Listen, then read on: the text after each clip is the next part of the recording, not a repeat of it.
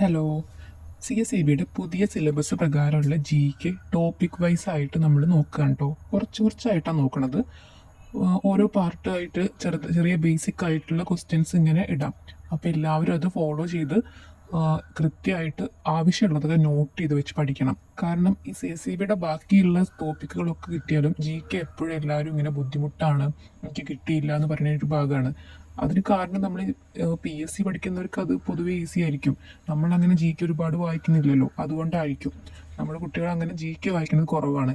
അപ്പോൾ നമുക്ക് ബേസിക് ആയിട്ടുള്ള ക്വസ്റ്റ്യൻസ് ഒക്കെ പഠിക്കാം കേട്ടോ. ഇതിൽ history of freedom struggle in India നമ്മുടെ സിലബസിലുള്ളൊരു ടോപ്പിക്കാണ്. അതിന്ന് വളരെ കുറച്ച് ബേസിക് ആയിട്ടുള്ള ക്വസ്റ്റ്യൻസ് ആണ് നമ്മുടെ ഈ ഒരു വീഡിയോയിൽ ഉൾപ്പെടുത്തിയിട്ടുള്ളത്. അപ്പം നമുക്ക് ഫസ്റ്റ് ക്വസ്റ്റ്യനിലേക്ക് പോകാട്ടോ.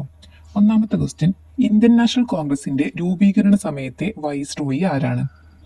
ഡഫറിൻ പ്രഭു ആണ് കേട്ടോ ഇന്ത്യൻ നാഷണൽ കോൺഗ്രസിന്റെ രൂപീകരണ സമയത്തെ വൈസ്രോയി.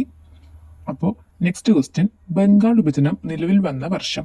ബംഗാൾ വിഭജനം നിലവിൽ വന്നിട്ടുള്ളത് 1905 വളരെ ഇമ്പോർട്ടൻ്റ് ആയിട്ടുള്ള ക്വസ്റ്റ്യൻ ആണ് കേട്ടോ. ബേസിക് ആയിട്ട് വരാൻ ചാൻസ് ഉള്ളതാണ്. 1905. ഓക്കെ.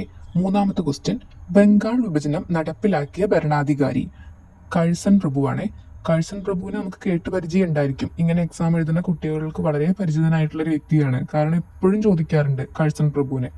നാലാമത്തെ ക്വസ്റ്റ്യൻ, ബംഗാൾ വിഭജനം റദ്ദു ചെയ്തിട്ടുള്ള ഇന്ത്യൻ വൈസ്രോയി ആരാണ്?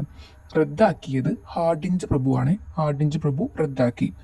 ഓക്കെ. ബംഗാൾ വിഭജനം റദ്ദു ചെയ്തിട്ടുള്ളത് ഹാർഡിഞ്ച് പ്രഭു, നടപ്പിലാക്കിയത് കഴ്സൺ. അഞ്ചാമത്തെ ക്വസ്റ്റ്യൻ, ബംഗാൾ വിഭജനം റദ്ദു ചെയ്തിട്ടുള്ള വർഷം.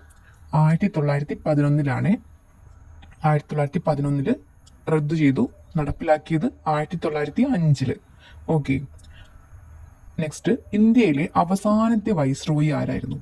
മൗണ്ട് ബാറ്റൻ പ്രഭു. നമ്മുടെ ഇപ്പോൾ 2025 നടന്നിട്ടുള്ള ക്വസ്റ്റ്യൻസിൽ വന്നിട്ടുള്ളത് തന്നെയാണ് കേട്ടോ. CSEBയുടെ GKയിൽ വന്നിട്ടുണ്ട്. ഇന്ത്യയുടെ അവസാനത്തെ viceroy mount batten. Okay. Next question, Indian independence act നിലവിൽ വന്ന വർഷം. എല്ലാവർക്കും അറിയുണ്ടായിരിക്കും. 1947 ഓഗസ്റ്റ് 15 അറിയാലോ. അടുത്തത്, സ്വതന്ത്ര ഇന്ത്യയിലെ ഗവർണർ ജനറൽ ആയിരുന്ന ഇന്ത്യക്കാരൻ C രാജഗോപാലാചാരിയാണ് കേട്ടോ. അതും ഇമ്പോർട്ടൻ്റ് ആണ്. കാരണം സ്വതന്ത്ര ഇന്ത്യയിൽ ഗവർണർ ജനറൽ ആയിരുന്ന ഇന്ത്യക്കാരനാണ് അദ്ദേഹം. നെക്സ്റ്റ്, 1857 ഒന്നാം സ്വാതന്ത്ര്യ സമര കാലഘട്ടത്തിലെ ഇന്ത്യയിലെ ഗവർണർ ജനറൽ ആരായിരുന്നു? ക്യാനിങ് പ്രഭു. ബേസിക് ആയിട്ട് വരാൻ ചാൻസ് ഉള്ള ഒരു ക്വസ്റ്റ്യൻ ആണ് കേട്ടോ അത്. അപ്പൊ ക്യാനിങ് പ്രഭുവിന്റെ പേര് ഓർത്തു വെക്കണം. അടുത്തത്, ഒന്നാം സ്വാതന്ത്ര്യ സമരം പൊട്ടിപ്പുറപ്പെട്ട സ്ഥലം. മീററ്റ്. UPയിലെ മീററ്റ് നിന്നാണ് ഒന്നാം സ്വാതന്ത്ര്യ സമരം ആദ്യമായിട്ട് ഉണ്ടാവുന്നത് കേട്ടോ. അപ്പൊ ഒന്നാം സ്വാതന്ത്ര്യ സമരം പൊട്ടിപ്പുറപ്പെട്ട സ്ഥലം എന്ന് പറഞ്ഞാൽ മീററ്റാണ്. നെക്സ്റ്റ്, ഇന്ത്യയുടെ ഒന്നാം സ്വാതന്ത്ര്യ സമരത്തിന്റെ ആദ്യ രക്തസാക്ഷി ആരാണ്? മംഗൾ പാണ്ഡെ.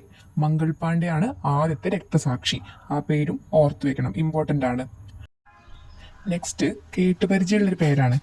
ഝാൻസി റാണി എന്ന് കേട്ടിട്ടുണ്ടല്ലോ. അപ്പൊ ഝാൻസി റാണി ലക്ഷ്മിബായിയുടെ യഥാർത്ഥ പേരെന്താണ്? മണികർണിക എന്നാണ്.